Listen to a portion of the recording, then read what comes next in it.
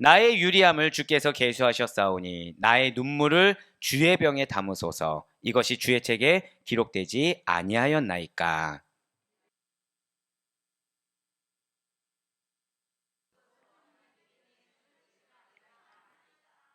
내가 하나님을 의지하여 그의 말씀을 찬송하며 여호와를 의지하여 그의 말씀을 찬송하리이다.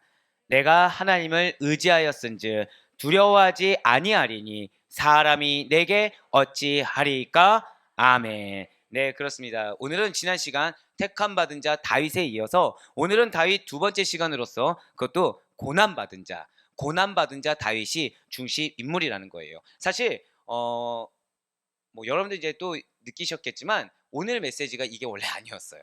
오늘 메시지가 원래 이게 아니고 다윗 두 번째 시간은 다른 거였습니다. 예, 그렇겠죠. 택함 받았으니까 순차적으로 뭔가 나올 만한 메시지가 고난 말고도 얼마나 또 다른 메시지가 많았겠습니까? 근데 하나님께서는 여러분들에서 기도하는 가운데 바로 오늘 메시지를 허락해 주셨다는 거예요. 자, 오늘 말씀 한번 쫙 보시면 여러분들 어떤 단어가 보이십니까? 누군가는 눈물이 보일 수가 있고요. 누군가는 원수가 보일 수도 있을 것입니다. 누군가는 하나님이 내 편입니다 라는 게 보일 수가 있고요. 누군가는 두려워하지 않겠습니다. 하지만 공통된 건 무엇입니까? 여러분들 절 따라 고백하실게요. 사람이 어찌할 수 없습니다. 그거를 먼저 생각해 주시길 바래요. 분명 다윗이 어떤 자였습니까? 다윗은 목동에 불과했어요. 약하고 낮은 자에 불과했습니다. 그런데 그에게 희망이 있었어요, 없었어요? 희망이 없었다는 거죠. 왜냐면은 위로 형들이 몇 명이었습니까? 7명이나 있었어요. 형 7명이 있었고 형들이 상대적으로 자신보다 더 준수했습니다.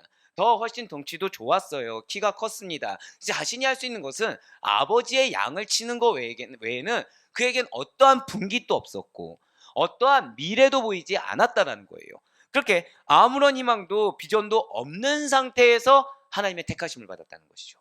바로 여기에 포인트가 있다고 말씀드렸어요. 여러분들이 무엇이 있어서 하나님께서 택하신 것이 아닙니다. 여러분들 택하신 거 그것이 은혜란 사실을 반드시 믿으시길 바래요. 그래서 우리가 정체성이라는 걸 생각했을 때 우리가 반드시 잊지 말아야 될 것이 하나 있습니다. 저 따라 고백하실게요. 나는 아무것도 아닙니다. 바로 거기서 불러주셨다는 거예요. 나는 아무것도 아닙니다. 나는 사실은 가진 게 아무것도 없습니다. 나는 능력 있는 것이 아무것도 없습니다. 나는 지금 희망 있는 것이 아무것도 없는데 감사하게도 하나님께서 나를 택하여 주셨습니다. 이것이 우리가 나는 그리스도인이라는 정체성에 담긴 고백이 된다라는 거예요. 진실로 그는 그렇기 때문에 하나님이 나를 택하여 주신 것이 귀할까요? 귀하지 않을까요? 너무 귀하다는 거예요. 아버지가 자기를 택한 것은 끼케야 뒤치다거리입니다. 솔직히 말씀드려서. 아버지가 자기를 택하여 준 것은 형들은 자기를 택합니까? 안 택합니까? 택하여 주지 않아요. 아버지가 자기를 택한 것은 아버지의 양들을 돌보라는 거 바로 그 정도였지 아무런 비전도 소망도 없었다는 거예요.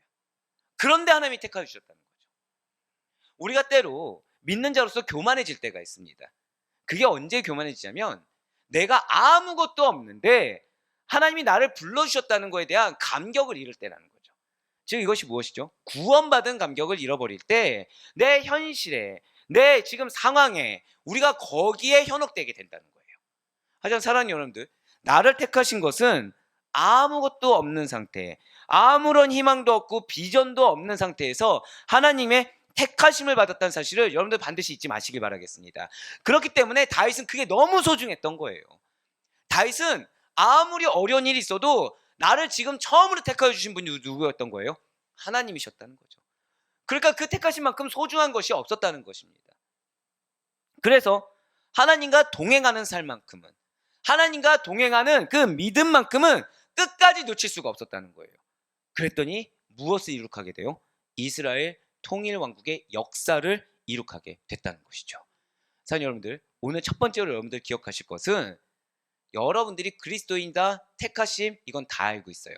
하지만 우리가 끝까지 지켜야 되는 것, 그것은 하나님과 동행하는 믿음인 것입니다. 내 믿음이 아니에요. 내가 어떻게 감동을 받을 수 있냐, 내가 어떻게 무언가를 경험할 수 있냐, 이런 믿음이 아닙니다. 설령 내가 느끼지 못한다고 하더라도 하나님과 동행하겠다. 그러니까 그럴 수는 있어요. 기도조차 안 나올 수 있습니다.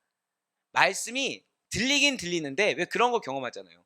울리는 꽹과처럼 이 귀에서 들려서 이 귀로 나아가는 거. 그래도 괜찮아요. 찬양을 부르는데 찬양이 안 떠오를 수도 있습니다. 하지만 그때 이 한 귀에서 들려서 한 귀로 흘러나가는 말씀을 한 구절이라도 붙잡으려는 최선은 있어야 된다는 거예요. 제가 방금 뭐라 말씀드렸어요? 최선이 있어야 돼요. 여러분들, 최선은 다른 게 아니에요. 최선은 내가 안 된다고 하더라도 그것을 위해서 나를 버릴 수 있는 거, 내가 할 수 있는 노력이라는 거, 그것이 누군가는 뭐 100의 노력을 할 수 있지만 지금 내 상황은 100은커녕 1도 하기 힘든 거죠. 그때 1이라도 하는 거, 이게 최선이에요. 최선은 다른 게 아닙니다. 내가 지금 귀에 말씀이 안 들린다고 하더라도, 내 눈에 다급한 환경이 보인다고 하더라도 그래도 한번 붙잡아 보려고 하는 거, 그래도 한번 믿어보려고 하는 거, 이것은 내가 고난이란 걸 당해봐야 알 수가 있어요. 내가 고난이란 걸 당해보면 내가 지금 붙잡고 있는 것이 무엇인지 드러나게 되어 있습니다. 하지만 사는 여러분들, 최소한 우리 아대보이교회 성도 여러분들을 저 따라 고백하실게요. 하나님과 동행하는 믿음, 그것만큼은 끝까지 견지할 수 있길 간절히 소망합니다. 그렇게 됐을 때 최소한 하나님과 동행하는 믿음만이라도 있다고 한다면, 그러면 하나님이 여러분에게 허락한 기업은 이루고 있다는 것을 느낄 수가 있다는 것이죠. 내가 무엇을 쌓지 않았는데도 불구하고 나는 겪어온 것이 고난밖에 없어요. 나는 그 고난 가운데 은혜를 찬양한 것밖에 없어요. 근데 어느 순간 이 다윗처럼 통일 왕국의 역사를 이루고 있는 것을 목도할 수가 있게 된다는 것이죠. 자, 이런 다윗이에요. 예, 맞습니다. 다윗의 삶은 천수답의 삶입니다. 다윗의 삶은 때를 따라 돕는 은혜가 아니면 단 한 번도 살 수가 없는 삶이 다윗의 삶이었어요. 항상 정결합니까? 그렇지 않았어요. 그렇지만 다윗은 최소한 하나님과 동행하는 믿음, 그것만큼은 견지할 수가 있었습니다. 그러한 다윗은 BC 1040년경에 태어났어요. 이때 사울은 언제였냐면 왕이 된 지 약 10년째 접어들던 시점입니다. 다윗이 태어날 때가 언제라고요? 사울이 왕이 된 지 10년쯤 접어든 때, 그때 태어났어요.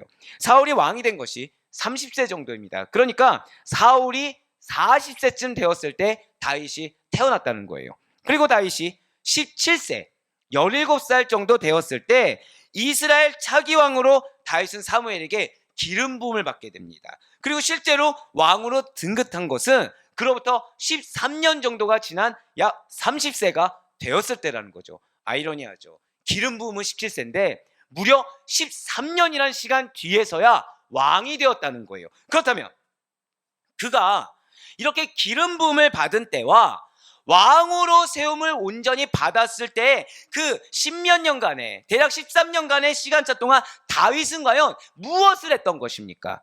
다윗은 기름 부음을 받고 난 다음에요, 사울 곁에서 충성된 신하로서 왕을 잘 섬기게 됩니다. 그러니까 내가 기름 부음을 받았어요. 내가 기름 부음 받았다는 의미를 다윗은 알고 있을까요? 모르고 있을까요?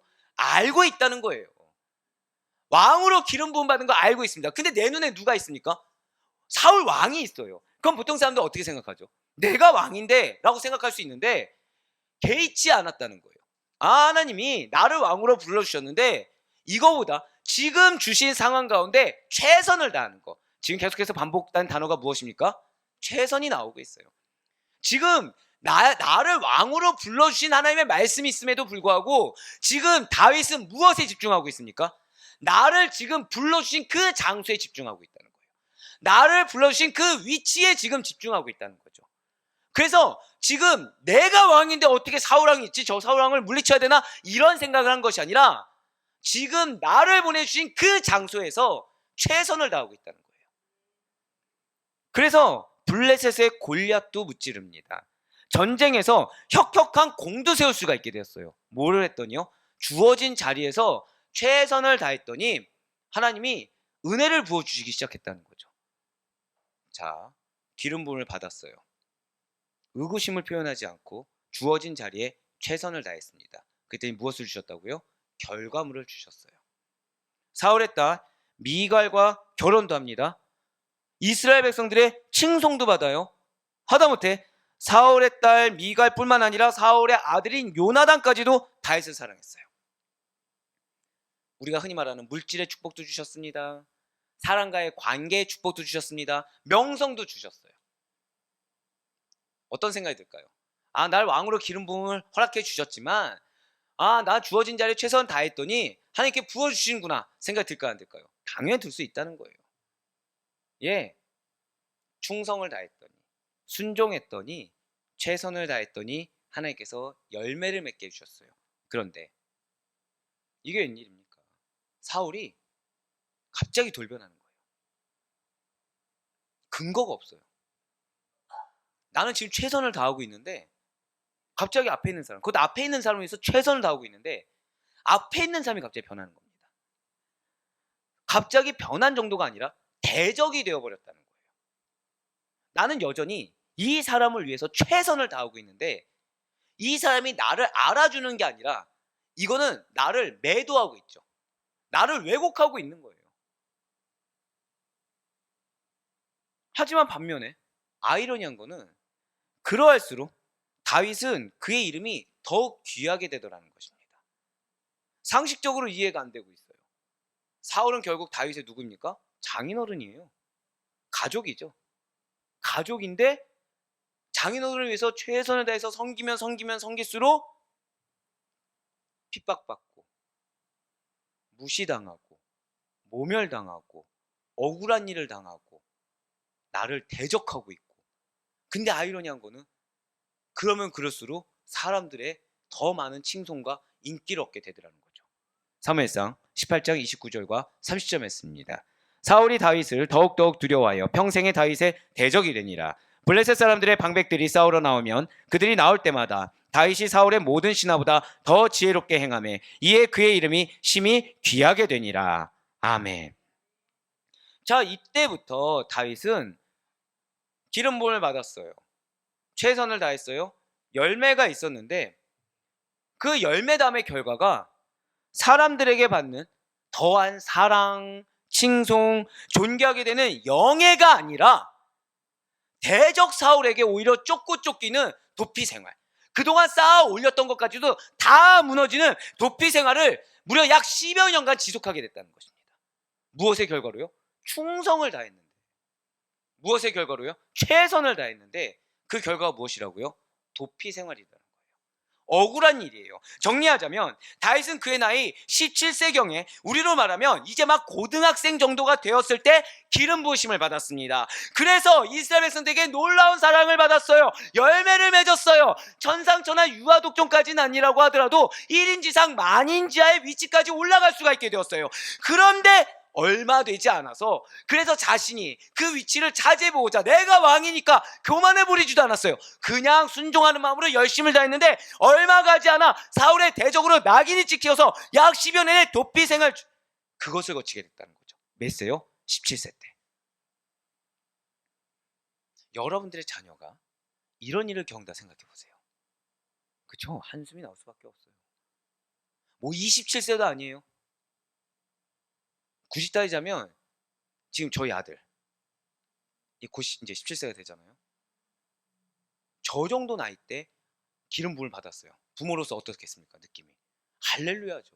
와, 하나님이 내 자녀를 존귀하게 세워주는구나, 내 딸을 존귀하게 세워주는구나. 근데 진짜로 하는 것마다 다 잘 풀리는 거예요. 다 잘 풀리는 거예요.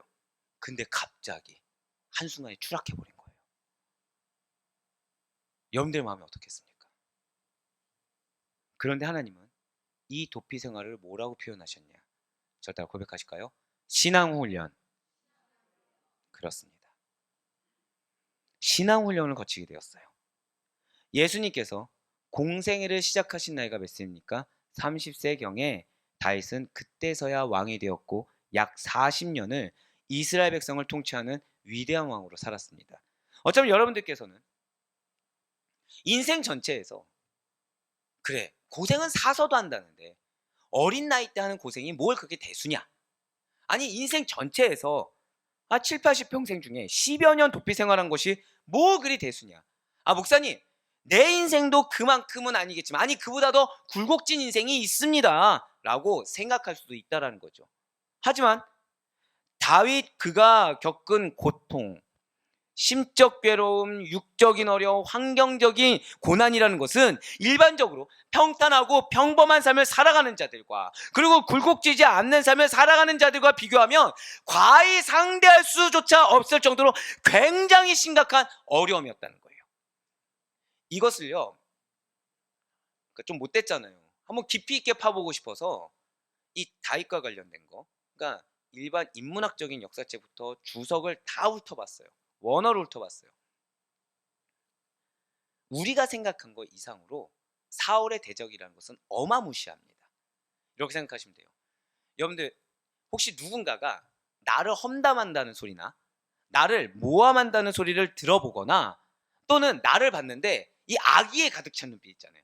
그러니까 입은 웃고 있는데 눈은 웃고 있지 않는 거예요. 악에 가득 찬 눈빛으로 나를 노려보거나 그 언어 등을 보거나 들으신 적이 혹시 있으십니까? 그러니까 왜 그거 있잖아요. 얘기만 들었는데도 체할 것 같은 느낌. 그 나를, 그러니까 이 사람이 나하고 거리가 좀 있어요. 근데 나를 노려보는 게 느껴지는 거예요. 근데 그걸 딱 봤는데 눈을 맞췄는데 순간 소름 돋을 것 같은 느낌. 느껴보신 적 있습니까? 아, 저만 있는 건가요? 제가 아까 뭐라 말씀드렸죠? 굴곡지지 않는 인생을 살아가는 자들은 이 다윗을 이해할 수 없습니다. 그럴 때 그러니까 소름 돋을 정도로, 그러니까 이 사람의 악의가 느껴지는 거죠. 정확히는 악한 의도가 느껴지는 겁니다. 그러니까 그게 몸서리칠 정도로 괴로울 정도의 악의가 느껴지는 거예요. 그런데 지금 다윗은 사울의 무엇이라고요? 사위예요. 사위. 가족이에요. 자, 다시 한번 질문을 바꿔서요. 여러분들 배우자나 여러분들 부모님이나 여러분들 자녀가 여러분들을 험담하고 다닌다는 소리를 듣거나 가족 가운데서 또는 바라보는데 나를 무시하는 언어가 나오든가 또는 나를 그러니까 아예 그러니까 내 아래로 보는 거 정도가 아니라 나를 깔아뭉개는 그런 눈빛으로 보거나 말을 하거나 아니면은 나를 죽일 듯이 바라보는 눈초리를 내가 지금 경험하고 있다고 생각해 보시길 바래요. 그 집에 들어가고 싶겠습니까? 그 사람을 상대하고 싶겠습니까? 그럴 때 예를 들면 뭐 보는 것까지는 아니라고 하더라도 단순히 누군가 나를 미워한다는 것을 알게 되는 것만으로도 피가 거꾸로 솟는 느낌이 들지 않겠습니까? 그러니까 분에 가득 찬 거죠. 문제는 내가 잘못한 게 없는 거예요. 문제는 내가 그 사람한테 실수는커녕 오히려 선대하고 있었던 거죠. 내가 그 사람을 위해서 많은 것을 희생하며 살아오는 거예요. 그런데 그 사람은 나에게 너가 한 것이 무엇이냐고 얘기하는 거죠. 오히려 너가 나에게 피해를 주고 있다고 얘기하는 거예요. 내가 너를 위해서 이렇게 선대했는데 너가 왜 그런 인기를 가지고 가냐. 이러고 적반하장격으로 날 대하고 있다고 생각해 보세요. 실제로 누군가가 나를 험담했다는 사실을 다른 사람부터 내가 전해 듣는다? 이것 또한 싫다는 거죠. 그러니까 나를 걱정해 준 것처럼 얘기를 해주는 거예요. 누가 너 싫어하더라. 근데 그 얘기를 듣는데 그 사람조차도 그걸 이용하고 있다는 것을 내가 느껴졌을 때 화가 난다는 거예요. 분노에 가득 차게 된다는 거죠. 억울함을 넘어서서 혈압이 오를 것 같은 거예요. 만약에 나를 미워하고 싫어하는 자가 면전에서 나를 두고 싫은 내색을 하거나 싫은 소리를 한다고 한다며, 그런데 그것도 옳은 말이면 참 고맙겠는데 틀린 말을 하는 거죠. 자기 기준에서 이야기를 하는 거예요. 마치 정답인 것처럼, 마치 그것이 사실인 것처럼 나에게 공격을 가한다고 한다면 정말 참을 수 없을 만큼 분통이 터지게 된다는 것입니다. 그런데 더 큰 문제는 대화가 되질 않는 거예요. 대화를 섞으려고조차 안 하든가 하더라도 듣지를 않는다는 거죠. 왜요? 상대는 이미 답을 정해놓은 겁니다. 상대는 답을 정해놓은 거예요. 말을 해도 들을 생각을 하지 않아요. 오히려 자기 말이 옳은 것을 증명하기 위해서 온갖 핑계와 왜곡된 말들로 포장을 해버립니다. 그래서 내 면전에다 대고서 오히려 나를 정죄한다고 한다면 그 억울함과 분노는 극에 달하게 될 거라는 거죠. 정죄를 위한 정죄를 당하는 거, 대적을 위한 대적을 당하는 거, 그것은 우라가 치밀다 못해서 억울함으로 인해서 죽고 싶은 심정일 것입니다. 그게 누구예요? 지금 다윗이에요. 다윗. 제가 지금 말씀드린 거 있죠. 인문학적으로 보면은 또는 원어적으로 보잖아요. 이렇게 나와 있어요. 목적이 딱 하나입니다. 죽었으면 좋겠어요. 사라졌으면 좋겠어요. 근데 사울의 착각이 어느 정도였냐? 얘만 없으면 골리앗도 내가 물리칠 수 있을 것 같고, 얘만 없었으면 나에겐 천천이 아니라 만만 이상으로 나한테 칭송할 것 같고, 얘만 없었으면 미갈과 요나단도 나만 보고 나만 사랑할 것 같은데 얘 때문에 나를 사랑하지 않는다고 착각을 하고 있다는 거죠. 그러니까 다윗에 대해서 고마움은 없어요. 다윗이 나를 위해서 해준 거는 전혀 보이지도 않아요. 다윗은 어떤 존재? 그냥 죽어 없어졌으면 좋겠는 거예요. 다윗이 이야기합니다. 듣지 않아요. 목표는 정해져 있어요. 그러니까 사울의 다윗을 향한 대적이라는 것은 어떠한 원색적인 비난이나 비방, 모욕을 넘어서는 정도라는 것입니다. 그러니까 한 사람을 아예 죽일 의도로 공격하고 있다는 거예요. 말 그대로 틈만 나면 죽일 듯이 달려들고 있다는 거죠. 그러니까 여러분들 왜 사울 하면은 다윗에 대해서 공격했을 때 여러분들 뭐 생각나니까 뭐 창을 던진다 뭐 그런 거 생각나시잖아요. 그러니까 그게 다르다 보니까 이제는 언어에서 눈빛에서 뭐까지 나간 거예요? 행동까지 나가게 된 거예요. 언어와 눈빛에서, 그러니까 마음에서 시작한 정죄함과 대적함이라는 것이 이제 언어로 나갑니다. 언어 나가는데 상식적이지가 않아요. 이런 얘기를 왜 나한테 하는 거지? 대체 무슨 근거로 하는 거지? 왜 이러는 거지? 가족인데. 근데 그 다음에 어떻게 했다고요? 행동까지 나가더라는 거예요. 말 그대로 틈만 나면 죽이듯이 달려듭니다. 시도 때도 없이 죽이려고 들었다는 거예요. 때론 진짜로 창을 던져버리죠. 그러면서 맞아 죽을 뻔한 숱한 위기를 다윗은 최선을 다해서, 충성을 다해서, 열심을 다해서 섬긴 결과로 무방비로 당해야 됐다는 거예요. 하나님이 기름 부어 주셔서 나에게 허락한 장소에서 최선을 다했는데 돌아오는 것은 무엇이었다고요? 억울함, 죽음의 위기, 답답함, 속상함. 한마디로 다윗은 언제 어디서 어떻게 사울이 나에게 공격을 갈지 모른 채로 늘상 불안한 마음을 가지고 살 수밖에 없었다라는 것입니다. 그러니까 남이면 차라리 이해를 할 거예요. 또는 사울이 블레셋 사람이면 또 이해를 했을 거예요. 근데 문제는 뭐라고요? 가족이라니까요. 가족이에요. 다윗이 봤을 때 사울은 지금 자기가 없으면 됩니까? 안 됩니까? 안 되죠. 여러분들 기억하시죠? 블레셋과의 전쟁에서 사울 어떻게 됐죠? 연전연패였습니다. 그러니까 다윗이 자기가 없으면 안 되는 거 알까요? 모를까요? 알아요. 근데 자기를 죽이려고 드는 거예요. 무엇 때문에요? 자기 감정 때문에, 자기의 탐욕 때문에, 자기의 욕심 때문에, 자기의 자존심 때문에. 항상 악한 세력들에게 쫓기듯이 억울한 상황 가운데 각종 위험과 고통, 위협을 안고 살아가야 하는 아주 불쌍한 처지의 노인자가 다윗이라는 거예요. 할 말 많죠. 얼마나 할 말 많겠습니까? 얼마나 억울하겠습니까? 얼마나 속상하겠습니까? 할 말 많은데 그냥 막연하게 당해야 되는 처지. 그 자가 다윗이었다는 거예요. 바로 이러한 때. 이렇게 정말 우라가 치밀고 혈압 올라 죽을 것 같은, 피가 거꾸로 솟는 바로 이때 한 가지 말할 수 없는 위로와 감사가 다윗의 삶에 내려지게 됩니다. 사울의 칼을 피해서 정처 없이 도피길에 오른 다윗이 사실은, 자, 저 따라 여러분들 고백하실까요? 나는 혼자가 아닙니다. 그거라는 거예요. 그러니까 이해가 잘 안 돼요. 사실은 진짜 여러분들이라면 감사하겠습니까? 여러분들 정말 이게 위로가 될 수 있을까요?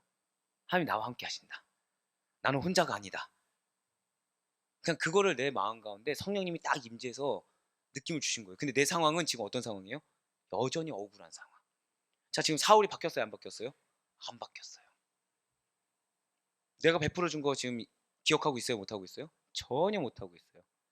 자신이 한 것만 막 이렇게 부풀려 있어요, 지금. 그래서 나는 지금 죽어야 마땅한 삶으로 치부해버리고 그렇게 만들어버렸어요. 그럼 다윗에게 있어 해결이란 건 무엇이어야 되죠? 사울이 변해야 돼요. 다시 보상을 받아야 돼요. 내가 기름 부음 받았으니까 약속의 말씀처럼 기업을 주시겠다고 하신 하나님의 약속의 말씀처럼 내가 왕이 돼야 돼요. 근데 그렇지 않았어요. 아무것도 없었어요. 근데 뭐라고요? 감사와 위로가 흘러넘쳤다는 거예요. 하나님이 나와 함께 하십니다.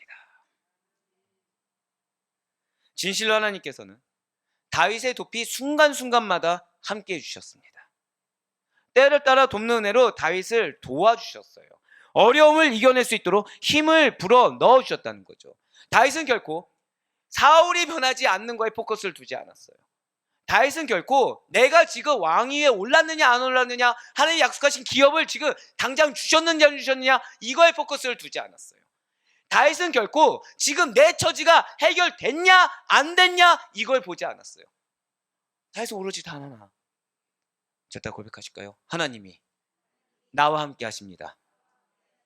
그 증거가 크던 작던 그거 하나로 만족했어요. 그 증거가 내가 인정할 수 있던 인정할 수 없던 그 증거 있는 거 하나, 그거 하나로 만족했어요. 내가 원하는 거와 전혀 별개로 역사하셨다고 하더라도 그거 하나로 감사했어요. 다윗이 10여 년의 기간 동안 도피와 망명의 나라를 보내면서 다윗은 하나님 대체 이거 언제 해결해 주십니까? 이 상황 언제 해결해 주십니까? 저 사울 언제 변합니까? 라고 얘기 한마디 하지 않았어요. 숱한 우여곡절과 고난을 겪는 중에 다윗은 하나님, 당신만이 내 의지처입니다. 내 눈에 보이는 사람이 의지처가 못 되고 환경이 의지처가 못 됩니다. 당신이 내 의지처입니다 라는 고백을 드릴 수가 있었다는 거예요. 그게 무슨 고백입니까? 오늘 본문의 고백인 거예요. 오늘 본문 시편 56편 8절과 11절 말씀 다시 한번 보시겠습니다. 나의 유리함을 주께서 계수하셨사오니 나의 눈물을 주의 병에 담으소서. 지금 다윗이 나의 억울함을 담아달라고 했나요? 나의 고생을 담아달라고 했나요? 아니에요. 내 눈물을 모른 척하지 말아달라고 그랬어요. 이것이 주의 책에 기록되지 아니하였나이까? 내가 아뢰는 날에 내 원수들이 물러가리니. 자, 지금 다윗 혼자예요. 사울은 군대를 이끌고 죽이려고 달려들고 있어요. 그런데 내가 하나님께 기도하면 원수들이 물러갈 거를 내가 믿는다는 거예요. 하나님이 내 편이심을 내가 믿겠다는 거예요. 나 그거 아는 걸로 만족하겠다는 것입니다. 내가 하나님을 의지하여, 자, 의지하면서 뭘 했어요? 그의 말씀을 찬송하며, 여호와를 의지하여 그의 말씀을 찬송하리이다. 자, 우리는 하나님을 의지하면 뭐예요? 기도한다고 해서 도와주세요, 물질 주세요, 저 사람 좀 변화시켜주세요, 언제까지 내가 이런 압박을 받아야 됩니까 하는데, 다윗은 그게 아니라 뭐 했다고요? 찬송했어요. 하나님을 의지해서 뭐 했다고요? 찬송했는데 내 감정으로 찬송하는 것이 아니라 무엇으로 찬송했어요? 말씀으로 찬송했어요. 말씀만 찬송했어요. 그랬더니 무슨 고백이 나옵니까? 내가 하나님을 의지하였은즉 뭐하지 아니하리니? 두려워하지 아니하리니. 우리가 하나님을 의지한다는 것은 바로 이겁니다. 두려움이 없는 거예요. 그랬더니 나온 고백이 뭐예요? 사람이 내게 어찌하리까. 이거 중요한 게 뭔지 아십니까? 사울이 내게 어찌하리까로 얘기하지 않았어요. 지금 사람. 지금 다윗은 사울로 봤습니까? 아니면 연약한 사람으로 봤습니까? 연약한 사람으로 본 거예요. 사울이라는 정죄가 아니라 연약한 자로 봤어요. 연약한 자. 지금 저 연약한 자가 나를 죽이려고 달려드는 거 어찌할 수 없다는 거예요. 왜요? 나는 지금 하나님을 의지해서 두려움이 없다는 거예요. 사랑하는 여러분들, 하나님을 의지한다는 것은 찬송하는 것입니다. 하나님을 의지한다는 것은 두려움이 사라지는 것입니다. 우리는 대부분 하나님을 의지한다고 하면서 하나님을 의지하니까 그 다음에 결과물을 정해놔요. 하나님을 의지하니까 상황이 바뀌길 원합니다. 하나님을 의지하니까 저 사람이 변하길 원합니다. 하나님을 의지하니까 내 마음 가운데서도 뭔가 막 담담이 생겨서 이겨낼 만한 힘과 능력이 있길 원해요. 아니에요. 우리의 입술은 찬양의 입술입니다. 하나님을 의지하여 찬양함으로 말미암아 나의 앞에 있는 사람이 영혼으로 보여줄 수 있길 간절히 소망합니다. 지금 하나님께서는 다윗의 도피 기간 동안에 어떻게 함께 해주셨는지를 지금 또다시 다윗의 고백을 통해서 말씀하고 있다는 거예요. 오늘 보면 시편 56편 8절 말씀을 다시 한번 더 보시길 바래요. 보시면 나의 유리함을 주께서 계수하셨사오니 라고 지금 고백하고 있어요. 그렇습니다. 나의 유리함을, 즉 나의 방황, 나의 망명의 시간에 주께서 계수하셨습니다. 여기서 계수하셨다는 건 뭐냐면, 저다 고백하실게요. 살피셨다.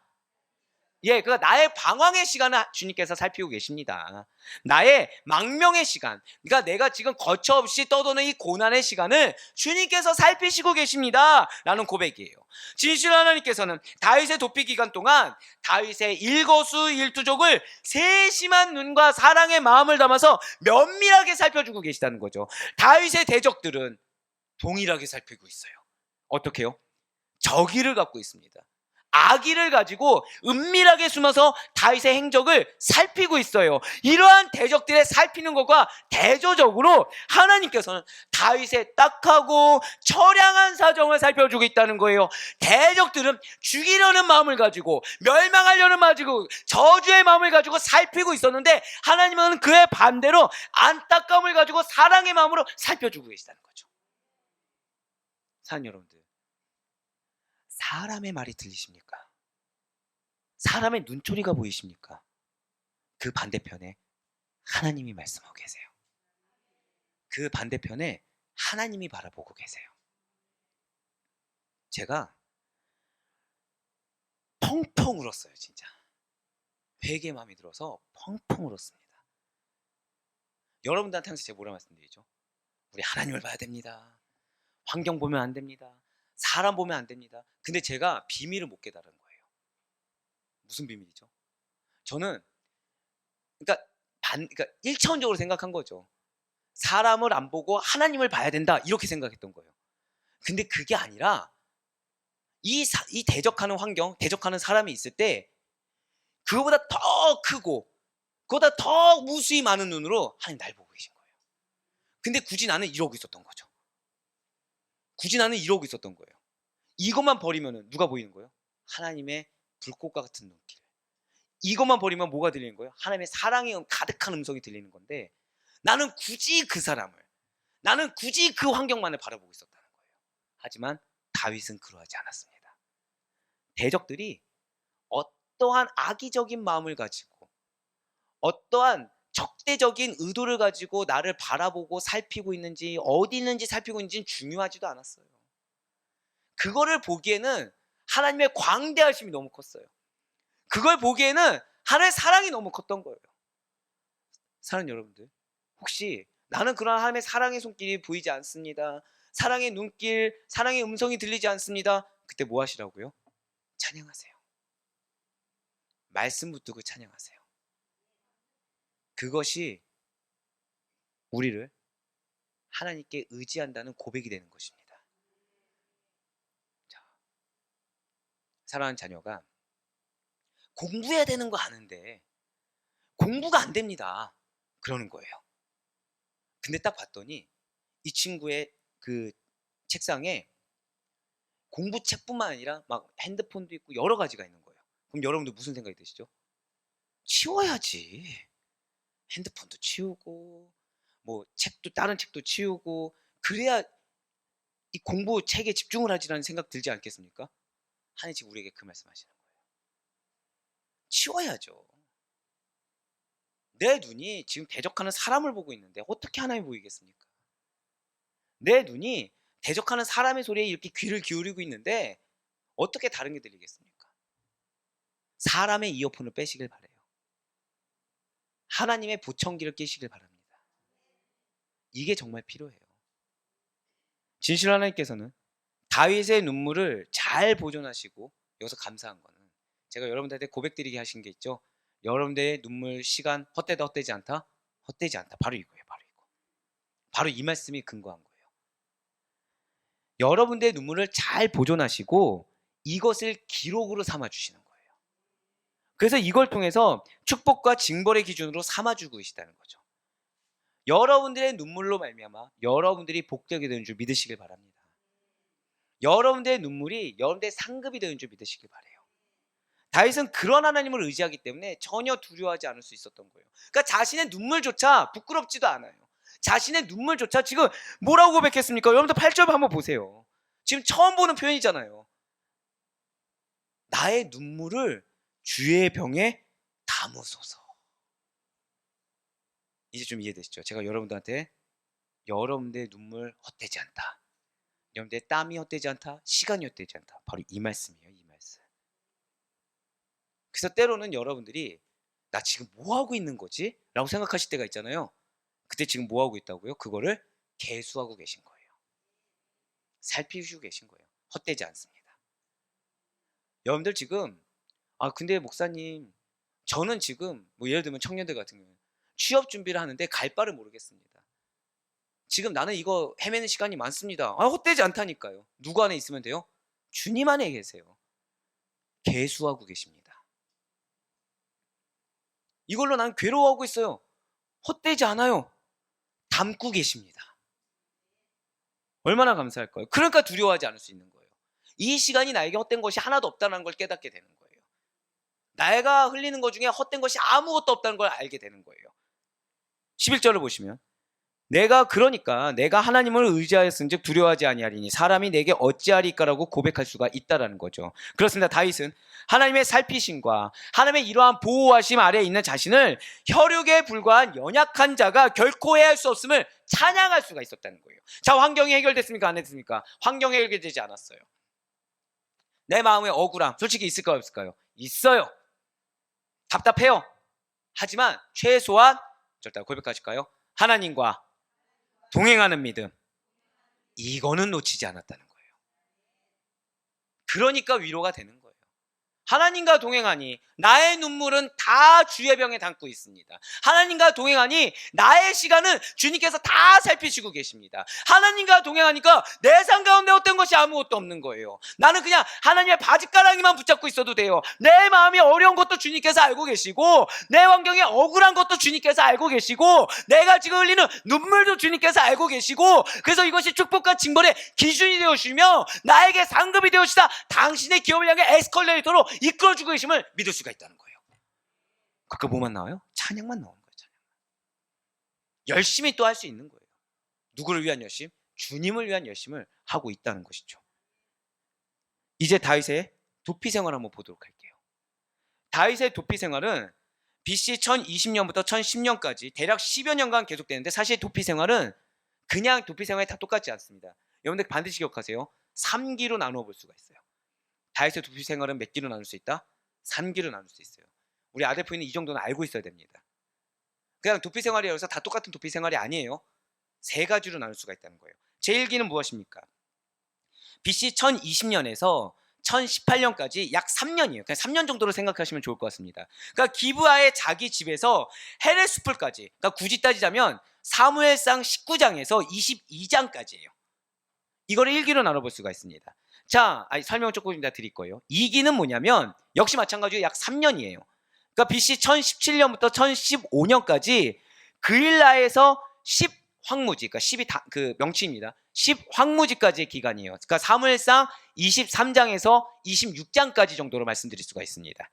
자, 제 3기는 이거는 좀 다르죠. 아까 왜 10여 년의 고난이라고 말씀드렸잖아요. 3, 3이니까 3기는 몇 년이에요? 4년. 1014년에서 1010년까지 블레셋으로 망명했던 시기입니다. 이건 좀 달라요. 사무엘상 27장 1절에서 12절까지입니다. 이 정도 3기 정도로 나눠볼 수가 있어요. 자, 지금 다윗은 어떤 시기입니까? 사울의 살해 위기에 있어요. 그런데 미갈이 도와준 겁니다. 미갈이 도움으로 인해서 간신히 사울의 살해 위기에서 벗어나게 되었어요. 그래서 그는 어디로 가냐? 사무엘이 있는 라마로 피신합니다. 아무래도 사울이 사무엘을 좀 두려워하니까 그쪽 피신할 수가 있겠죠. 하나님께서 사울의 손으로부터 다윗을 안전하게 보호해 주셨다는 거예요. 그러니까 여러분들이 어떤 환경 가운데 처했을 때 하나님은 반드시 피할 곳을 예비해 두십니다. 그러니까 감당할 수 없을 것 같은 데는 반드시 이렇게 다윗처럼 피할 길을 예비해 두신다는 거예요. 우리가 믿음의 길을 견지해야 되는 거, 최소한 하나님과 동행하는 믿음으로 하나님께 최선을 다해야 하는 이유가 바로 이거예요. 하나님이 어디로 피할 길을 예비해 주셨는지 분별할 수 있어야 된다는 거죠. 예, 맞습니다. 다윗과 요나단은 상호 보호 언약을 체결해요. 사울의 다윗살의 의지를 확인한 요나단이 다윗을 또 피신시켜 줍니다. 이에 다윗은 노비라는 땅으로 갑니다. 거기서 제사장 아히멜렉에 와서 그제서야 식량과 무기를 얻게 된다는 거예요. 그 후에 블레셋 성읍의 가드왕 아기스에게로 피신하였다가 자신의 정체가 드러나게 된 거죠. 이제 여러분도 잘 아는 부분처럼요. 그래서 뭐 합니까? 미친 채를 해요.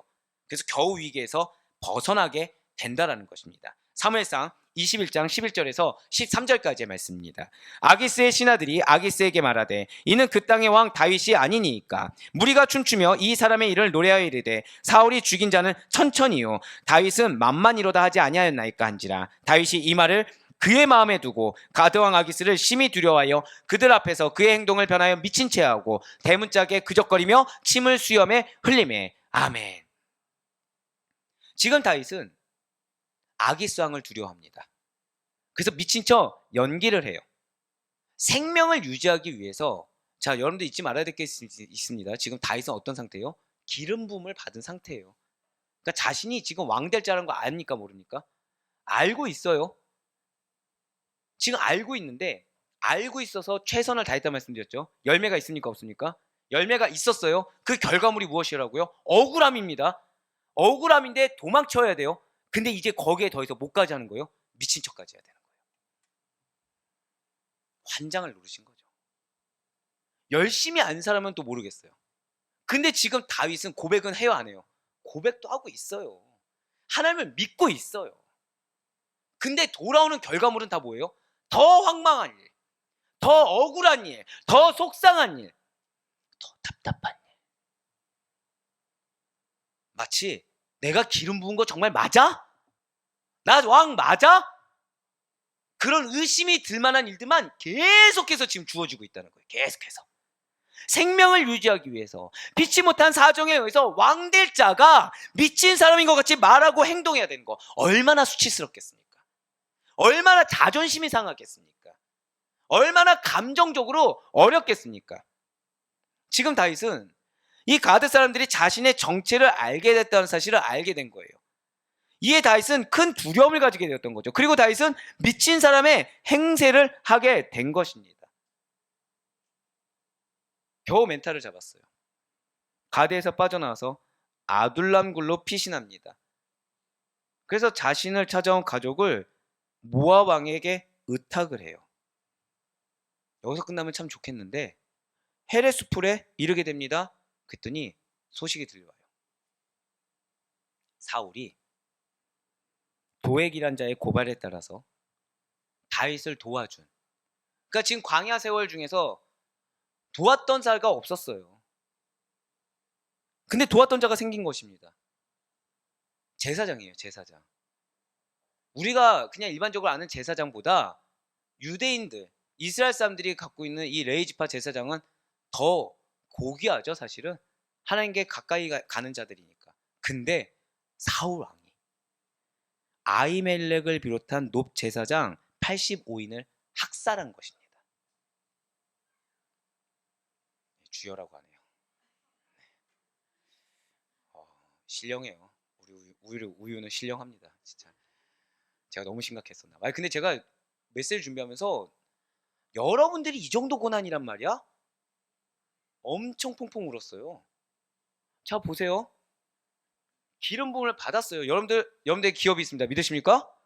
여러분들만큼 믿음 있는 자들이 없어요. 약속의 말씀이 있어요. 그래서 여러분들 어떻게 하시죠? 지금 최선을 다하세요. 열심을 다합니다. 그래서 결과물도 와요. 아, 그치. 이렇게 하나님 역사하셨구나. 이렇게 인정할 만한 결과물들이 와요. 그런데 어려움이 생기는 거예요. 어려움이 생기는 거예요. 근데 그 어려움이라는 게 인정하기 어려운 어려움이 생기는 거예요. 억울한 일이 생기는 겁니다. 누구처럼요? 다윗처럼. 그런데 지금 다윗은 억울한 일에 더해서 미친 척까지 해야 돼요. 그러니까 자존심까지 내려놓는 일이 생긴 거예요. 마치 우리처럼 자존심까지 내려놓는 일이 생긴 거예요. 근데 거기에 더해서 이제 나를 도우는 주변 사람들까지 주변 사람들까지 지금 공격을 당하기 시작했어요. 아니, 죽임을 당하기 시작했어요. 다윗의 마음이 어떨까요? 아이러니하게도 이렇게 황망하고 어려운 시기에 다윗은 정금과 같은 신앙 인격의 연단을 받게 됐다는 것입니다. 사랑하는 여러분들, 우리가 고난 가운데 하나님만을 붙잡아야 되는 이유가 바로 여기에 있습니다. 좀 쉽게 말씀드릴까요? 여러분들, 고난을 받고 이 고난의 때를 다시 경험하지 않을 정도의 상급을 받길 원하십니까? 고난을 받고 또 동일한 고난을 받길 원하십니까? 답이 나와 있죠? 당연히 전자죠. 그래서 하나님만 붙잡아야 돼요. 어떠한 경우에서도 내 감정을 붙잡아서는 안 됩니다.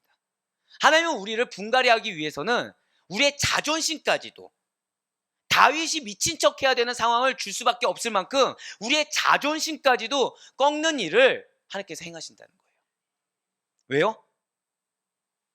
그래야 밭에 들어가거든요. 그래야 숲을 이루거든요. 그래서 우리가 할 수 있는 가장 현명한 길은 빨리 하나님 앞에 자복하는 거예요. 우리 삶의 가장 현명한 길은 나를 드러내고 나의 어떤 영적 우월감을 채우려고 하는 것이 아니라 하나님 앞에 빨리 자복하고 하나님과 동행하는 믿음만을 견고히 해야 되는 거예요. 그렇게 됐을 때 우리의 신앙 인격이 어떻게 세워지는지를 경험할 수가 있게 되는 것입니다.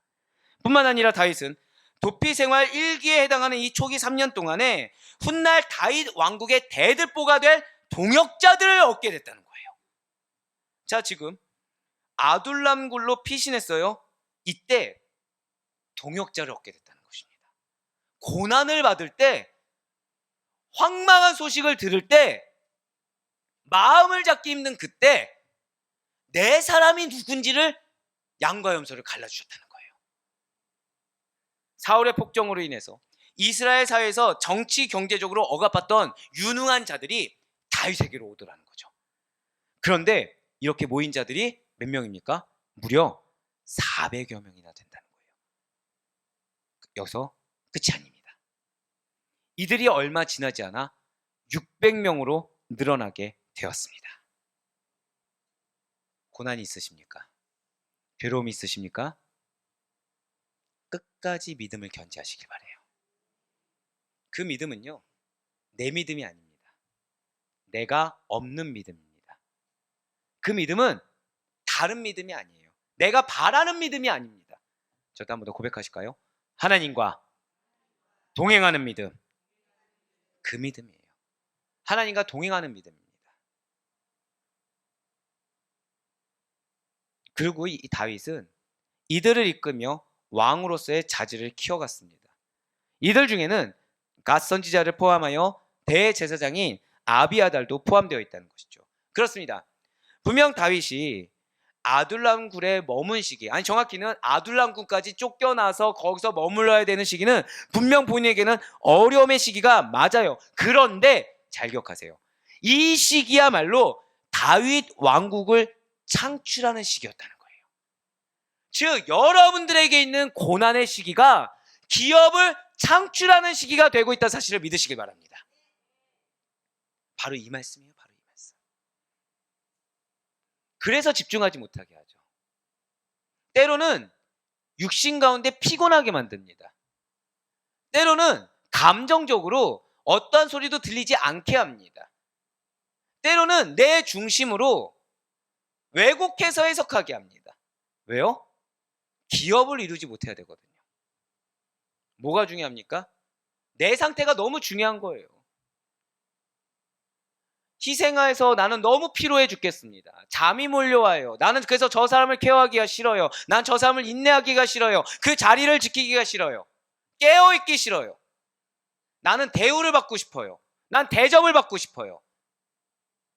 그래서 기업을 놓쳐요. 연단 받는 중인데 연단 누구 때문에 받는다 착각해요? 상대 때문에 받는다 착각하는 거예요. 그게 사단의 공격입니다. 다윗은요, 사울을 탓하지 않았어요. 단 한 차례도 사울을 탓하지 않았어요.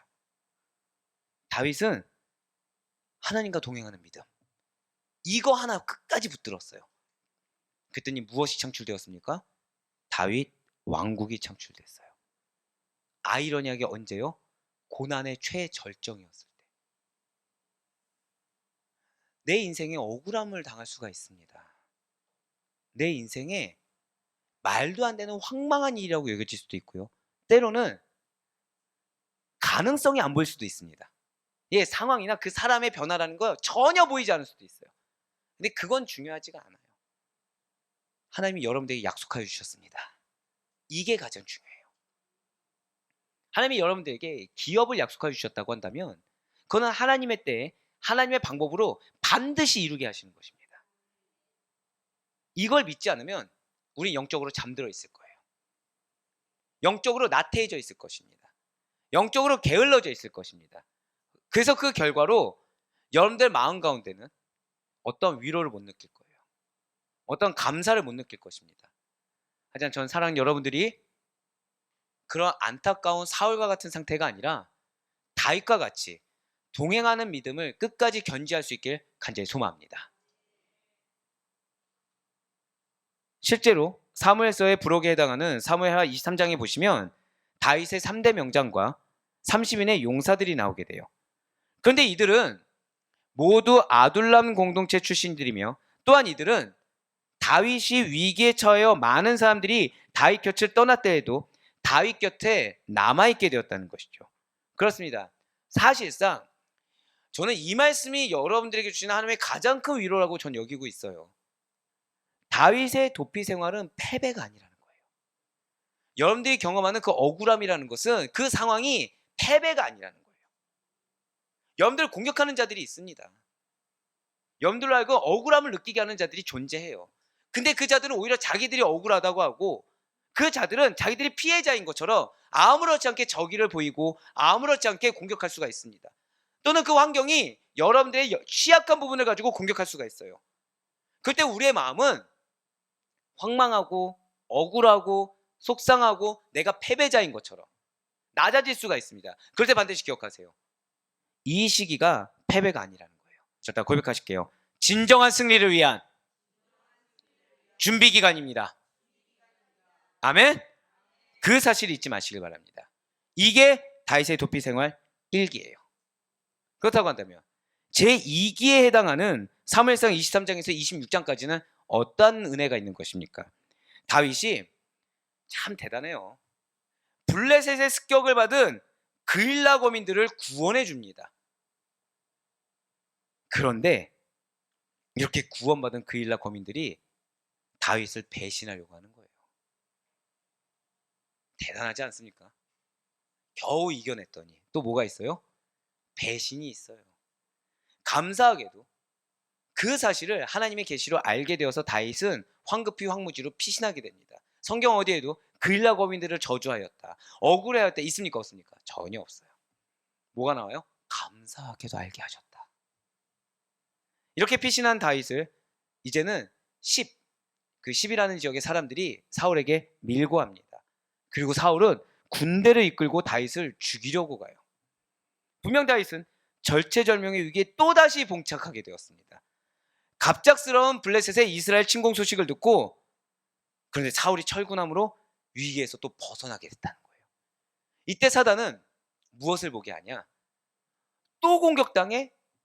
또 배신당해? 또 이런 일을 당해? 여기에 포커스를 맞추게 돼요. 하지만 하나님 무엇을 보십니까? 은혜를 보게 하세요.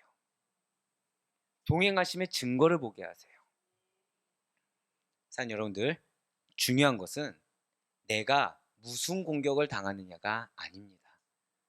내가 무슨 말을 듣느냐, 어떤 처지냐, 이게 중요한 게 아니에요. 중요한 것은 무엇일까요? 하나님이 여러분과 동행하십니다.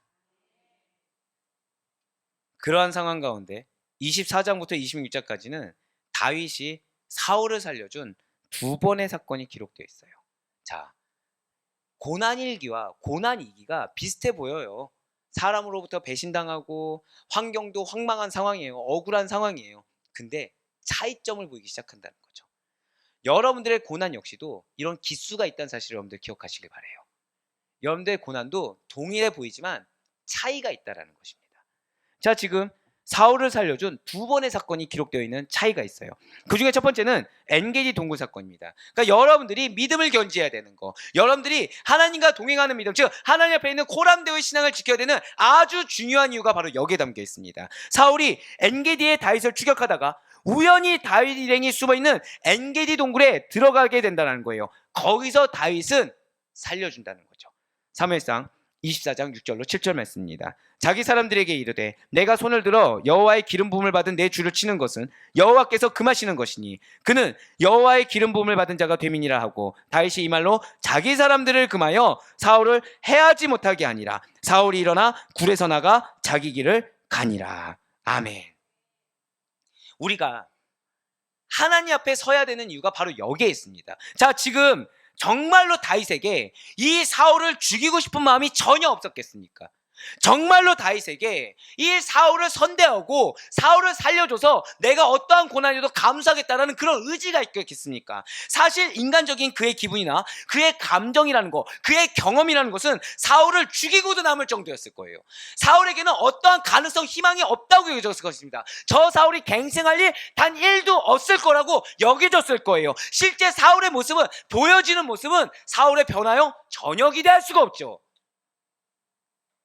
사울을 죽여버리고 이 지긋지긋한 도피 생활을 속기 끝내고 싶었을 거라는 거예요. 하지만 다윗은 항상 하나님과 함께하는 자였습니다.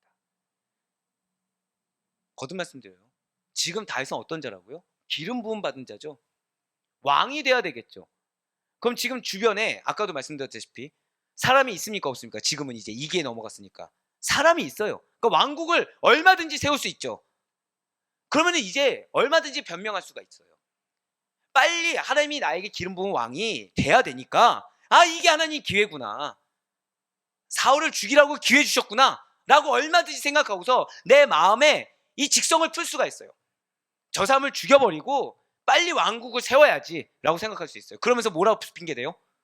사울은 변화될 수가 없어. 저 사람은 변화될 수가 없어. 저 사람이 그동안 행동을 봐. 변화되려고 하면 진작에 기미가 보였을 거야 라고 하면서 내 직성을 얼마든지 풀 수가 있었다는 것입니다. 하지만 다윗은 누구와 함께 했다고요? 하나님과 함께 했다는 거예요. 그렇기 때문에 그는 나의 생각이 무엇인지, 나의 감정이 무엇인지를 먼저, 여러분들 잘 들으셔야 돼요. 이 부분 중요합니다. 하나님 앞에 인정했어요. 나를 분별하는 것 시작은 저 고백하실게요. 인정해야 한다. 하나님 앞에 인정해야 돼요. 솔직하게 고백해야 돼요. 내가 솔직하게 원하는 게 무엇인지 고백해야 돼요. 하나님 앞에 괜찮은 척한다? 이미 사실은 나는 하나님과 동행하는 게 아니에요. 그러면 난 나와 동행하고 있는 것입니다. 내 상태를 하나님께 교묘하게 숨겨서 얘기할 수 있어요. 하나님, 내가 이렇게도 희생하고 있고요. 내가 이렇게 참고 있고요. 이미 이 순간 나는 하나님과 동행하는 게 아니에요. 난 나하고 동행하고 있는 것입니다. 첫 번째는 무엇이라고요? 동행은 하나님 앞에 인정해야 돼요. 그래서 내 생각이 정말 무엇인지, 내 감정이 무엇인지 하필 인정해야 됩니다. 그 가운데 하나님의 선하신 뜻이 무엇인지 정확히 말씀드릴까요? 인정하기 싫은 하나님의 뜻이 무엇인지 그걸 알아야 돼요. 방금 뭐라 말씀드렸어요? 하나님의 선하신 뜻은 무엇이다? 내가 인정하기 싫은 하나님의 뜻은 무엇인지. 그 세 번째 무엇인지 아시겠어요? 순종하는 거예요. 순종하는 거예요. 나의 생각과 감정을 인정하고 내가 인정하기 싫은 하나님의 뜻을 깨달으며 그 뜻에 순종하는 거. 다윗은 그렇게 했어요.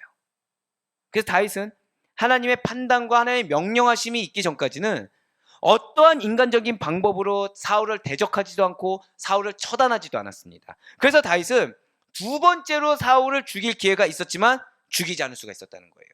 그 사이에 사무엘이 죽습니다. 다윗은 바람 광야로 또 이동하게 돼요. 이 내용이 사무엘상 25장에 잘 나타나 있습니다. 다윗이 바람 광야에 있을 때요. 자, 지금 또 억울할 만하죠. 후회가 될까 안 될까요? 저라면 후회가 됐을 것 같아요. 사울을 죽였더라면 광야가 아니라 이제 안정된 장소로 들어갈 수 있을 텐데 선대했더니 간 곳이 어디예요?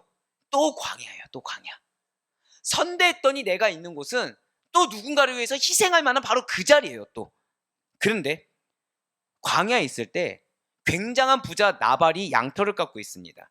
다윗은 나발에게 젊은 청년 열을 보내어서 문안하고 자신들로 역시 나발의 목자들을 선대하였어요. 또한 양털을 깎는 좋은 날이기도 하니까 식량을 좀 원조해달라고 요청을 합니다. 그런데 나발은 자신이 가진 것이 많아요. 선대함도 받았어요. 그런데 이러한 다윗의 도움을 이런 자에 거절했다는 거죠. 자, 지금 좀 더 한 번 더 정리해볼까요? 기름 부음을 받았어요. 최선을 다했어요. 열매가 있었습니다. 그 다음에 뭘 당했다고요? 억울한 일을 당했어요. 근데 억울한 일을 당했어도 믿음을 지킵니까? 안 지킵니까? 지켰어요. 그랬더니 뭐까지 일어나요? 자존심을 버릴 만한 미친 척까지 해야 돼요. 그럼에도 불구하고 믿음을 지켰습니다. 그랬더니 어떻게 됩니까? 더 황망한 일, 더 죽임당할 만한 일, 더 쫓겨날 만한 일을 경험하게 돼요. 근데 고백은 뭐예요? 감사합니다. 그랬더니 이제는 어떤 일이 벌어집니까? 배신을 당해요.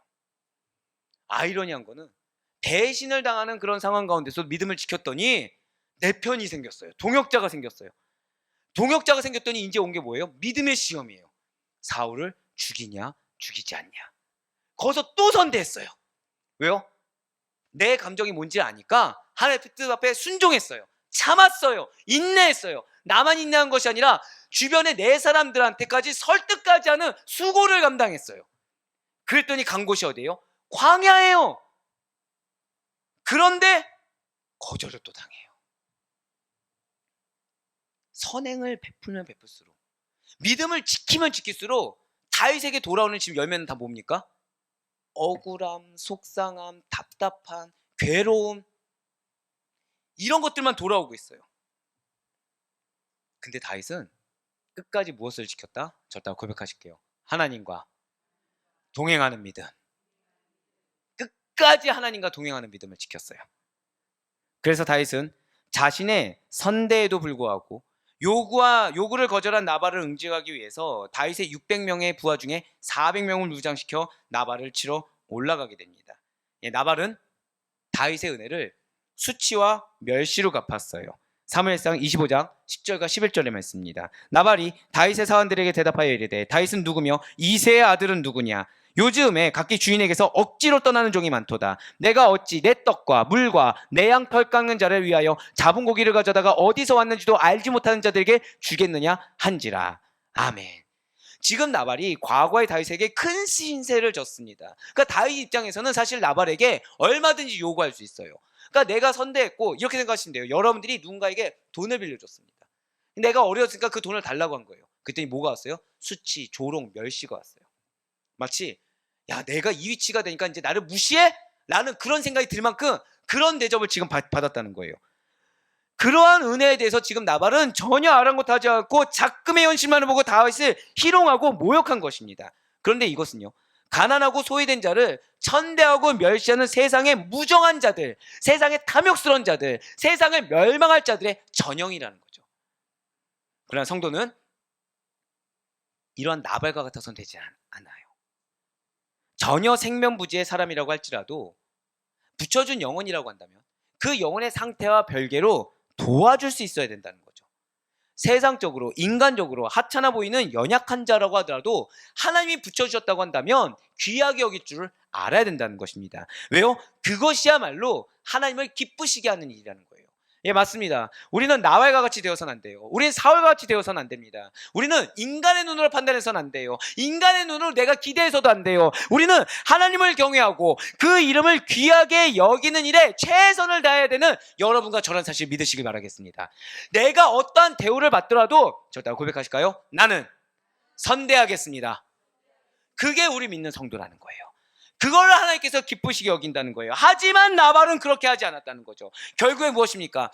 다윗의 진노 같지만 하나님의 진노를 받게 됩니다. 그래서 재산도 부인도 생명도 하루아침에 상실하게 되는 비극을 맞이하게 되었다는 거예요. 결국 누가 치신 거예요? 하나님이 치셨다는 거예요. 이때 우리가 사단의 유혹에 넘어가면 안 됩니다. 하나님, 나를 괴롭히는 저 사람을 하나님이 치겠군요. 이 생각을 해서는 안 돼요. 우리의 생각은 무엇을 해야 된다고요? 선대해야 돼요. 하나님, 저 영혼을 불쌍히 여겨주세요. 하나님, 저 영혼이 예수님을 만나게 해주세요. 하나님, 저 영혼 지가 하나님이 치시면 슬피우며 이를 갑니다. 구원받아야 되지 않겠습니까? 불쌍히 여겨주세요. 선대할 수 있는 여러분과 제가 되길 간절히 소망합니다. 그래서 사도 바울이 우리에게 이렇게 권면하고 있어요. 디모데전서 6장 18절로 19절의 말씀입니다.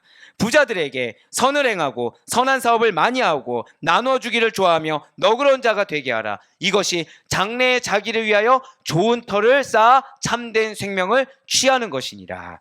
아멘. 너그러운 자가 되는 것, 선을 행하는 것이 결국 누구를 위한 거라고요? 나를 위한 거라는 거다. 나를 위한 거라는 겁니다. 나를 위한 거예요. 다윗이 사울을 살려준 이 엔게디 사건 외에 두 번째는 하길라 사건입니다. 이번에도 변함없이 사울의 추경은 맹렬해요. 제가 만일 다윗이었다면 생각했을 때 이미 저는 무너졌을 거예요. 이미 저는 무너졌을 겁니다. 지금 다윗은 계속 선대만 하고 있어요. 억울한 일 당해도 계속 선대하고 있어요. 계속 지금 처한 건 뭐예요?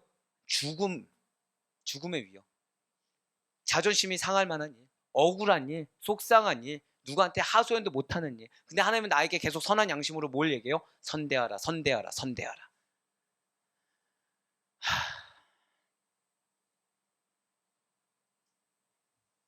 사울은 10사람들에게 다윗이 하길라산에 있다는 밀고를 받습니다. 그래서 3천의 무리를 이끌고 와서 하길라산 길가에 진을 치게 돼요. 지금 다윗은 사울이 이미 한번 살려준 적이 있습니다.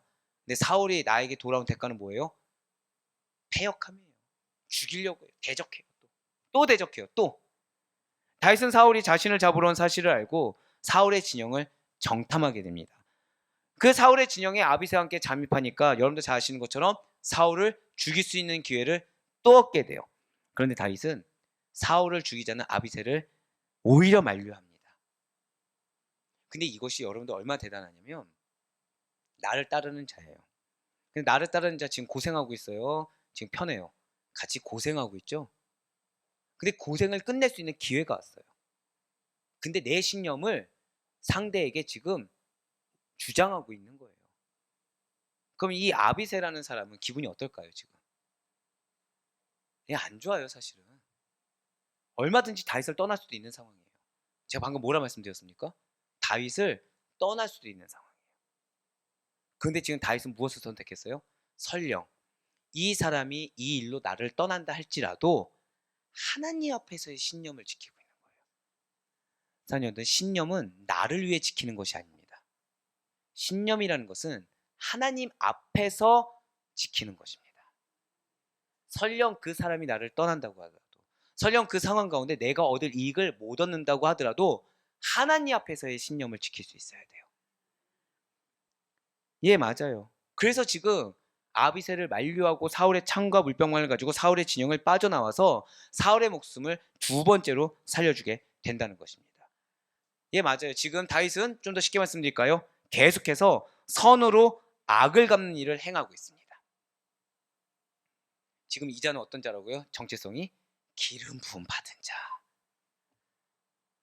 무엇을 경험했어요? 차라리 기름 부음을 받았는데 경험한 것이 계속 수치모멸이면 이것이 수치모멸인지 모를 거예요. 그런데 이 자는, 지금 다윗이란 자는 열심을 다했을 때, 최선을 다했을 때 열매가 있다는 것도 경험했어요. 사람들의 존귀함이 무엇인지 경험했습니다. 그러니까 높아지는 게 뭔지 경험했어요. 근데 그 다음부터 온 것은 무엇이에요? 계속해서 수치, 배반, 멸시, 억울함, 속상함. 근데 자신은 지금 할 수 있는 게 있어요, 없어요? 아무것도 없는 거예요. 그런데 자신은 지금 뭐를 해야 돼요? 선으로 악을 갚는 거. 선으로 악을 갚은 그 선한 행위, 이것만을 해야 된다는 거죠. 그렇다면 다윗이, 자 이제 중요해요. 그럴 만한 일들, 수치를 당할 만한 일들, 멸시를 당할 만한 일들, 배반을 당할 만한 일들을 다윗이 저지른 적이 있습니까? 다윗은 이러한 일을 당해도 싼 것입니까? 적을 만들 수밖에 없는 악한 마음과 악한 행동을 자행해서 적들이 이렇게 늘어나게 된 것입니까? 아니라는 거예요. 아니라는 거예요. 어쩌면 여러분들이 억울한 일을 당할 때 누군가는 여러분들한테 너가 적을 만들 만한 일을 해. 너가 적을 만들 만한 말을 해. 라고 공격하는 자가 있을 수도 있을 거예요. 마치 욥의 세 친구처럼 여러분들은 속에 열불이 나는데 이걸 겨우겨우 참고 인내하고 있는데 그런 여러분들의 속은 알지도 못한 채 여러분들을 걱정한단 말 뒤로 너가 근데 사실은 언행을 그렇게 해. 공격할 수가 있을 것입니다. 너가 적을 만들 만한 행동을 자꾸 하니까 너가 자꾸 그런 어려운 일, 환난의 일, 평강이 없는 그런 일들을 경험하는 거야 라고 공격받는 말까지 당할 수도 있을 거예요. 마치 누구처럼요? 다윗처럼. 근데 아니에요. 아이러니하게도 다윗은 끊임없이 선을 베풀지만 자신을 죽일 듯이 달려들며 시기하고 멸시하는 자들의 상황이 계속 주어지고 그렇게 억울할 만한 말들, 아니 다윗 왕이시여 이제 정신 좀 차리십시오 라는 얘기를 듣는 그런 억울한 상황에도 불구하고 저다 고백하실게요. 변함없습니다. 변함이 없어요. 이거예요. 하나님 이거 원하세요. 하나님 사랑하는 우리 성도님들에게 이거 원하세요. 사랑하는 우리 아델포의 권속들아, 변함없어야 한다. 너희 가족이 너를 멸시한다고 하더라도, 너희 가족이 너를 무시한다고 하더라도, 너가 믿었던 자들이 너를 핍박하고 수모를 준다고 하더라도 변함이 없어야 한다. 할렐루야. 저렇게까지 좋아하는 걸 처음 봤어요. 좋아하는 거 맞죠? 네. 할렐루야. 전 이럴 때 힘을 얻어요, 진짜로. 솔직히 말씀드릴까요? 너무 어렵게 준비한 설교예요. 제 마음이 이게 인정이 되겠습니까? 안 되겠습니까? 인정이 잘 안 돼요. 근데 말씀이 그렇다는 거예요. 다윗이 이러하지 않냐는 거예요. 내가 아델포이를 그렇게 보는데 너의 마음의 어려움이 뭐가 그렇게 중요하냐는 거예요. 전하라는 거예요. 그래서 경험하게 했다는 거예요. 인간적으로 슬프죠. 우리 성도님들이 그래서 경험했다는데. 인간적으로 슬프죠. 그래서 제가 경험하고 있다는데. 근데 이건 인간적인 거고 영적으로는 지금 우리는 무엇을 만들고 있는 것입니까? 다윗이 이 시기 동안 무엇을 만들었다고요? 다윗 왕국. 이 시기 동안 여러분들 뭐 만들고 있는 것입니까? 저다가 고백하실게요. 나의 기업. 한 번 더 고백할게요. 주님의 기업. 주님의 기업을 만들고 있다는 거예요. 할렐루야. 알게 모르게 다윗의 이러한 모습들이, 그럼에도 불구하고 악을 선으로 갚는 다윗의 이러한 모습들이, 그럼에도 불구하고 하나님의 말씀을 믿는 믿음으로 변함없는 신앙의 모습, 변함없는 코람대의 모습을 보인 이 다윗의 모습이 하나님께서 세우고자 하시는 기업으로서, 하나님께서 세우고자 하시는 신정 왕국의 왕으로서 이 나 다윗이 적합한 인물입니다 라고 하나님 앞에서 증명하고 있다는 거예요. 지금 여러분들 뭐하고 계시다고요? 하나님 앞에서 증명하고 있다는 거예요. 내가 당신이 나에게 주실 기업에 적합한 자입니다 라고 증명하고 있다는 거예요. 할렐루야. 얼마나 감사합니까? 나의 눈물이 헛되지 않습니다. 나의 세월이 헛되지 않습니다. 나의 어려운 가운데서 불구하고 결단한 그 마음이 헛되지 않습니다. 사울은 근데 어떻습니까? 결국 자신의 직성대로 쏟아낼 만큼 얘기 다 해요. 행동으로 다 옮겨요. 그 결과가 무엇이죠? 비참한 죽음이에요. 사랑하는 우리 성도 여러분들, 반드시 기억하시길 바라요. 우리에게는 사람보다 하나님이 더 중요합니다. 우리에게는 사람의 인정보다, 그리고 내가 생각한 계획의 달성보다 하나님께 인정받는 것이 가장 중요합니다. 그분의 보호하심이 중요한 것이지, 잘 기억하세요. 내가 나를 보호하는 것은 중요하지 않아요. 하나님의 보호하심이 중요한 것이지 내가 나를 방패막을 삼는 것은 중요하지 않습니다. 깨어지고 계십니까? 기쁘게 깨지세요. 마음이 무너질 것 같은 메시지와 상황 가운데 녹아내리고 있으니까 기쁘게 녹아내리시고 기쁘게 깨지세요. 하나님이 보호하십니다. 하나님이 새롭게 구축해 나가십니다. 주의 보호 밖에 있는 자들은 안전하지 못해요.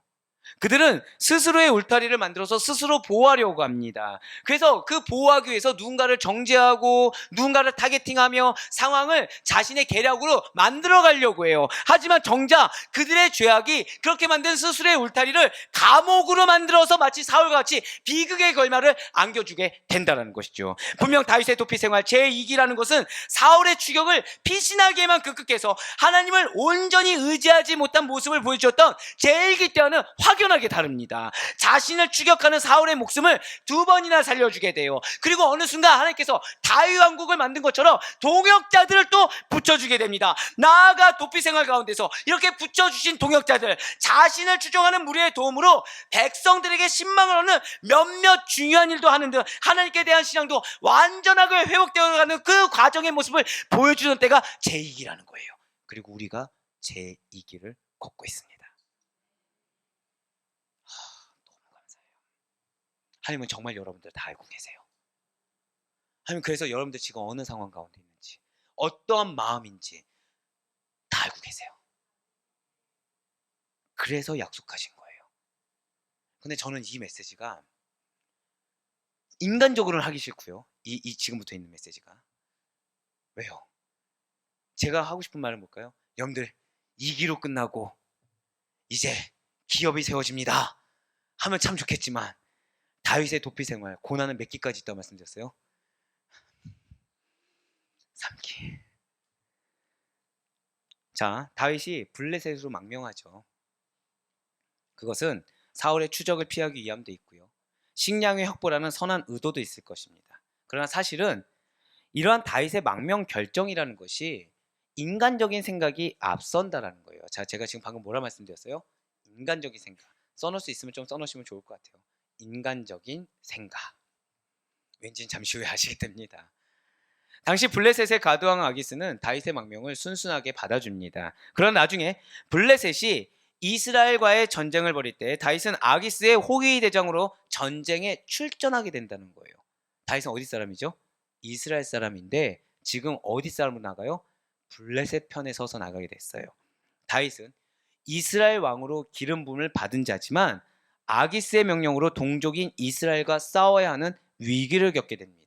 더불어 사울은 블레셋의 대대적인 침입으로 그의 생명은 물론 국가의 존폐 위기를 맞게 된다는 거예요. 그런데 다윗은 잘 들으세요. 그가 처한 위기로부터 구원을 얻게 됩니다. 이 위기로부터 구원을 얻게 돼요. 분명 인간적인 생각을 갖는데 그 인간적인 생각으로 말미암은 가족 가운데 불화를 겪게 되는, 동족 가운데 불화를 겪게 되는 위기를 맞게 돼요. 그런데 어떻게 된다고요? 구원을 얻게 됩니다. 이게 중요해요. 여러분들이 인간적으로 실수를 할 수 있습니다. 그래서 인간적으로 사람과의 관계에 어려움이 있을 수 있어요. 근데 궁극적으로 여러분들을 통해 관계의 구원이 이루어지게 됨을 믿으시길 바랍니다. 여러분들이 깨어 있어야 하는 이유, 여러분들이 하나님과 끝까지 동행해야 되는 이유가 이래서 중요해요. 반면에 사울은 위기를 극복하지 못했어요.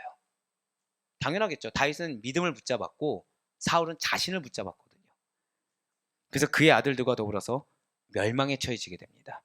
하지만 이는 다윗이 사울보다 더 의롭기 때문에 발생하는 결과는 아니에요.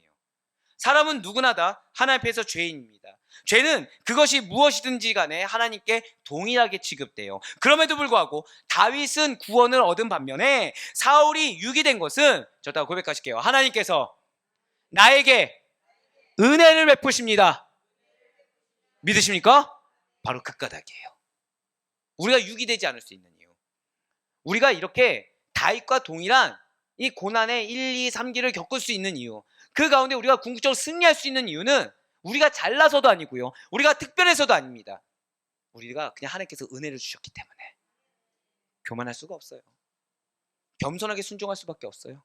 사울은 범죄하고도 끝까지 교만하여 회개하지 않았어요. 하지만 다윗은 범죄한 사실을 깨달은 즉시 회개하고 오직 하나님만을 의지한 결과입니다. 그러니 회개조차도 오직 하나님의 은혜로만 가능하다는 점에서 볼 때 다윗의 구원이라는 거, 다윗의 승리라는 거, 그거 역시 전적인 하나님의 은혜의 결과입니다. 사랑하는 여러분들이, 아니 어떻게 이런 말을 조사미 할 수 있지? 어떻게 이런 행동을 할 수 있지? 이거조차 은혜의 결과예요. 그 사람과 똑같이 행동하지 않을 수 있고, 그 환경에 똑같이 우리가 인간적으로 대처하지 않을 수 있는 거, 그 자체가 은혜예요. 사실은. 왜요? 믿는 자로서 분별하게 하셨거든요. 세상에 속한 자로서 대응하지 않고 믿는 자로서 분별하게 하셨거든요. 이거 자체가 은혜인데, 사단은 무엇을 보게 합니까? 내가 무슨 공격받았고, 내가 어떤 처지를 받았고, 어떤 취급받았는지, 이건 중요하지 않습니다. 무엇이 중요하다? 믿음으로 분별하게 하신 거. 사랑하는 우리 성도 여러분들, 이제 말씀을 맺을게요. 다윗은 블레셋 전투에서 블레셋 편에서 동족과 싸우는 불명예스러운 일을 당했습니다. 어쩜 우리에게도 자꾸만 이렇게 우리의 자존심이 꺾일 수밖에 없는, 우리의 마음이 낙심할 수밖에 없는 불명예스러운 일이 또 닥쳐올 수도 있을 거예요.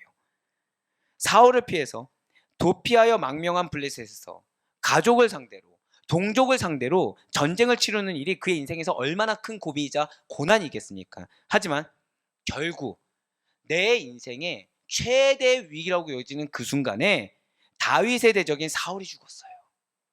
그 순간에 다윗은 이스라엘 왕으로 세움받는 초석이 되었다. 그 시작이 되었다는 사실을 기억하시길 바랍니다. 고난이 그러합니다. 여러분들의 고난이 이 말씀으로 물어봤을 때 이 정도까지인가? 대체 여러분들이 어느 정도길래 이런 과정, 다윗과 같은 과정을 겪게 하시는가라는 생각이 자연스럽게 들어요.